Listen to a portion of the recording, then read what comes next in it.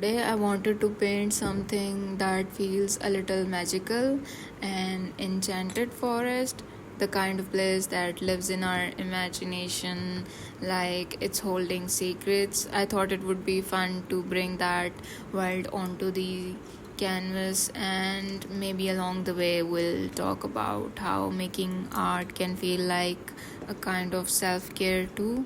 Sometimes I feel this tug of war when it comes to posting art online. On one hand, I love sharing. It's like opening a window and letting people peek into your world. But on the other hand, then there is this pressure like once it's out there, it has to mean something, it has to be perfect. I think a lot of artists can relate and they feel the same way, that they want to connect but they also want to protect the quiet joy of making something just for themselves.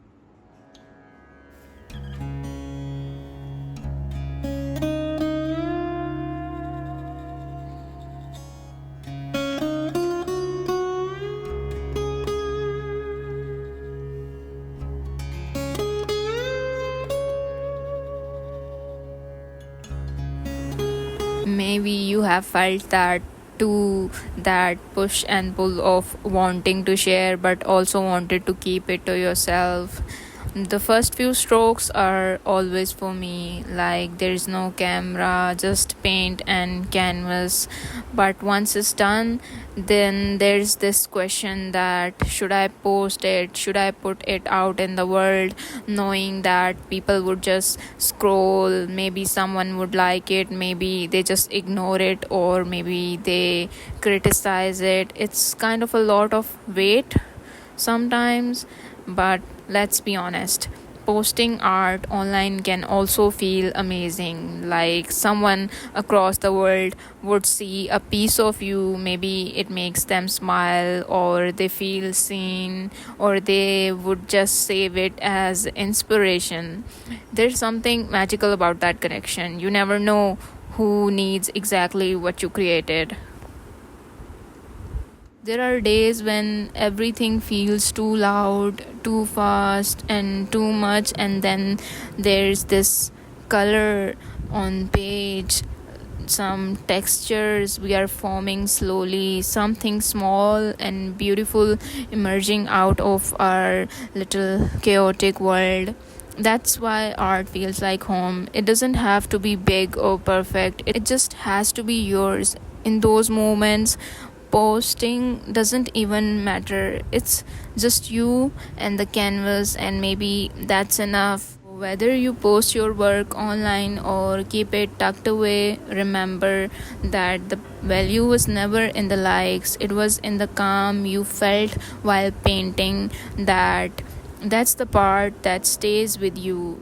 And yet, the internet can be harsh. It's strange. Sometimes you pour hours into something, and sometimes it gets no attention at all. Or even worse, someone would just criticize your work in 2 seconds.